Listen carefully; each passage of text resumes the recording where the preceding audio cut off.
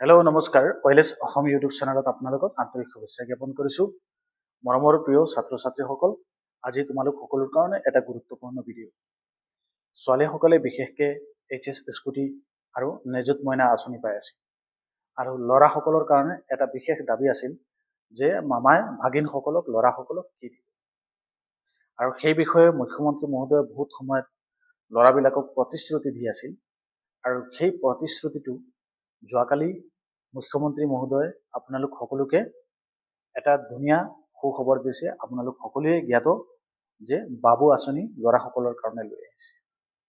এতিয়া বাগিনসকলৰ কাৰণেও এইটো একেবাৰে গুড নিউজ, কাৰণ বিশেষকৈ ছোৱালীসকলে পাই আছিল নিযুত মইনা আঁচনি। এতিয়া ল'ৰাসকলৰ কাৰণে যিটো বাবু আঁচনি চৰকাৰৰ ফালৰ পৰা ঘোষণা কৰা হৈছে, সেই বিষয়ে লৈ পেলাই আজিৰ এই ভিডিঅ'টো। আৰু আপোনালোকে ছাত্ৰসকলে এই ভিডিঅ'টো গুৰুত্ব সহকাৰে শুনিব, আৰু তেওঁৰ পৰিয়ালৰ মানুহবিলাকেও ধুনীয়াকৈ এই ভিডিঅ'টো যাতে শুনে, তেওঁলোকৰ কাৰণে অলপো পৰিমাণে হেল্প হ'ব বুলি মই ধাৰণা কৰিছোঁ।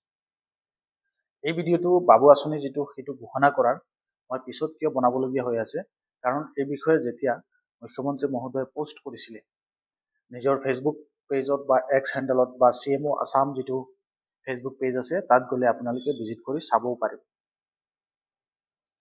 বাবু আঁচনি যিবিলাক ল'ৰাক দিয়া হ'ব, সেইসকলৰ কাৰণে এই ভিডিঅ'টো অতি গুৰুত্বপূৰ্ণ।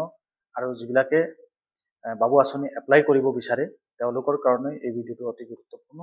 আৰু বাবু আঁচনি এপ্লাই কৰিবৰ কাৰণে আপোনালোকৰ কি কি নথি পত্ৰৰ প্ৰয়োজন হ'ব, কেনেকৈ এপ্লাই হ'ব, আপোনালোকে কেনেকৈ পইচা পাব, আৰু কি প্ৰক্ৰিয়াৰে এই কামখিনি হ'ব, এটা আপোনালোকক আৱাসিক আইডিয়া দিম এই ভিডিঅ'টোতে। গতিকে আপোনালোকে ভিডিঅ'টো স্কিপ নকৰাকৈ সম্পূৰ্ণ শুনিব বুলি মই ৰিকুৱেষ্ট কৰিছোঁ।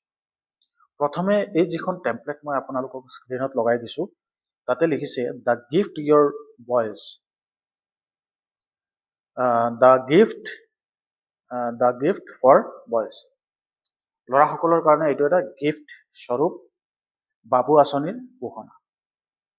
আৰু বাবু আঁচনিটো বছৰি 4 লাখতকৈ কম উপাৰ্জন কৰা পৰিয়ালৰ ল'ৰাৰ বাবে।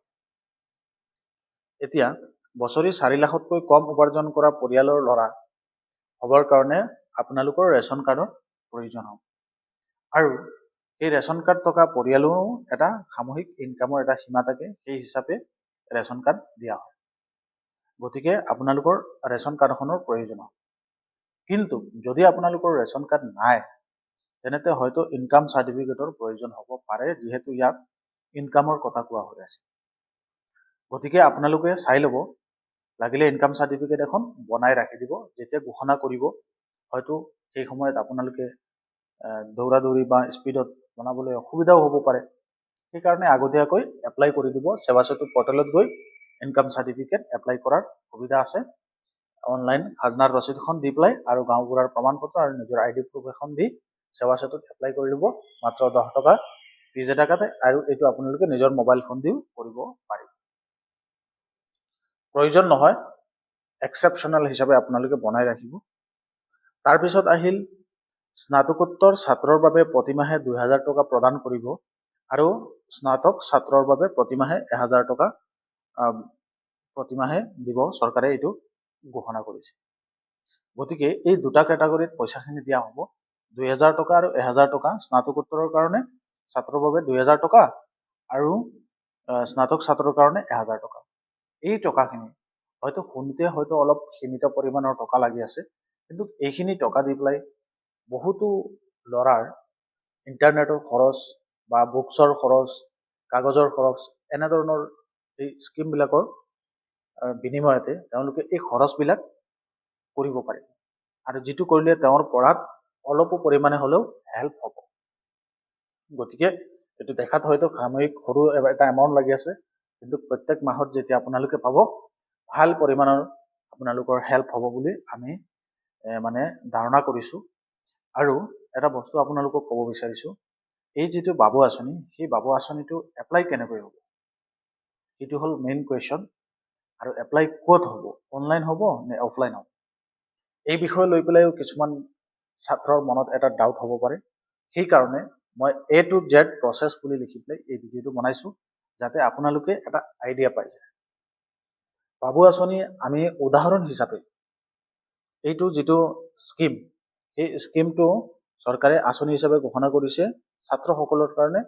আৰু নিযুত মইনা যিটো আঁচনি আছে, সেই আঁচনিটো কেনেকৈ দিছিল চৰকাৰে?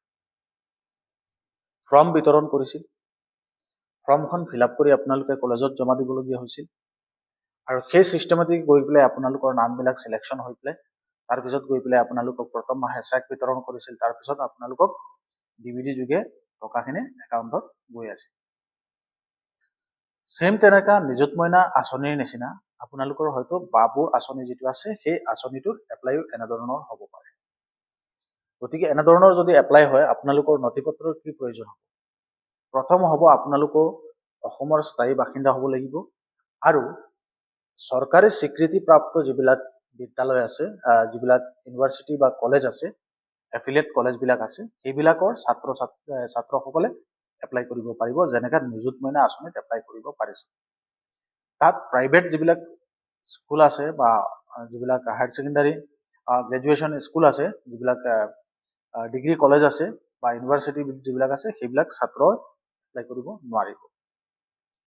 আৰু ইয়াতে টেকনিকেল এডুকেশ্যনৰ যিবিলাক ছাত্ৰ আছে, সেইবিলাকৰ কথাও কিন্তু ইয়াতে লিখা নাই। বিতংভাৱে যদি এই বিষয়ে নটিচ আহে বা ফৰ্মখনৰ কিবা গাইডলাইনছ আহে, এতিয়ালৈকে অফিচিয়েলি কোনো গাইডলাইনছ অহা নাই। কেনেকৈ এপ্লাইড প্ৰচেছখিনি হ'ব নিশ্চয় আপোনালোক সকলোকে ধুনীয়াকৈ জনাই দিয়ে। কিন্তু এতিয়া নিযুত মইনাৰ নিচিনা আপোনালোকে ধাৰণা কৰি এইখিনি কাগজ লাগিব বুলি ভাবি লওক, যে স্কুলৰ ৰেগুলাৰাইজ আছে বুলি কলেজৰ পৰা আপোনালোকৰ এখন মানে ভেৰিফাইড হয়তো যাব, কলেজত যেতিয়া ছাবমিট ল'ব। কিছুমান এনেকা আছে যে এডমিশ্যন লৈ পেলাই কলেজত নাযায়, এনেকা ষ্টুডেণ্টবিলাকক হয়তো নিদিবও পাৰে। কাৰণ যিহেতু স্কুটি যিবিলাকে কোচিং কৰি আছিল সেইবিলাকক বিতৰণ কৰা হোৱা নাই। গতিকে একচুৱেল যিবিলাক মানুহে পাব লাগে সেইবিলাক ছাত্ৰকহে দিব। গতিকে সেইটো ভাল এটা পদক্ষেপ এনেকা যদি হয়। তাৰপিছত আহিল আপোনালোক সকলোৰ কাৰণে এটা গুৰুত্বপূৰ্ণ কথা, যে আপোনালোকে এই যিটো এপ্লাইড প্ৰচেছখিনি হয়তো কলেজত ফৰ্ম দিব, আৰু যদি অনলাইন পৰ্টেলত দি দিয়ে তেতিয়াহ'লেতো আৰু কোনো কথাই নাই, আপোনালোকে এপ্লাই কৰিব পাৰিব। পিছত চিলেকশ্যন প্ৰক্ৰিয়া যেনেকৈ হয় এই সংক্ৰান্তত আপোনালোক সকলোকে ভিডিঅ'ৰ যোগেদি জনাই দিম। আশা কৰোঁ আপোনালোক সকলোৱে বুজি পাইছে। এই ভিডিঅ'টোত মই বাবু আঁচনিৰ সম্পৰ্কে ধুনীয়াকৈ বুজাবলৈ চেষ্টা কৰিছোঁ, যাতে আপোনালোক সকলোৱে বুজি পায়। আৰু আশা কৰোঁ আপোনালোক সকলোৱে বুজি পাইছে। বাবু আঁচনি সম্পৰ্কে আপোনালোকে A to Z ইনফৰমেশ্যনবিলাক পাবৰ কাৰণে, সৰু সৰু ইনফৰমেশ্যনবিলাক পাবৰ কাৰণে OILS অসম ইউটিউব চেনেলটো ছাবস্ক্ৰাইব কৰি ৰাখিব। এই সম্পৰ্কে এনি ইনফৰমেশ্যন পালে আপোনালোকক জনাম। আৰু এই ভিডিঅ'ৰ তলত আপোনালোকে কমেণ্ট কৰিব, বিশেষকৈ ছাত্ৰসকলে বা তেওঁৰ পেৰেণ্টছসকলে কোনো ধৰণৰ খবৰ পালে আপোনালোকে আমাক জনাব পাৰে, বা আপোনালোকৰ মনত যদি কিবা ডাউট থাকে আমাক কমেণ্ট কৰিব পাৰে ভিডিঅ'ৰ তলত, আৰু আপোনালোকৰ মতামত প্ৰকাশ কৰিব পাৰিব এই ভিডিঅ'ৰ তলত। প্ৰিয় ভিউৱাৰ্ছসকল, সদৌ শেষত আৰু এটা কথা ক'ব বিচাৰিছোঁ এই ভিডিঅ'ৰ জৰিয়তে দি। OILS অসম ইউটিউব চেনেলত চৰকাৰী খবৰবিলাক আমি আপোনালোক সকলোকে দিওঁ, আৰু এই খবৰটো ইনফৰমেশ্যনটো আপোনালোক সকলোকে দিলোঁ। আপোনালোক সকলোৱে শুনিলে।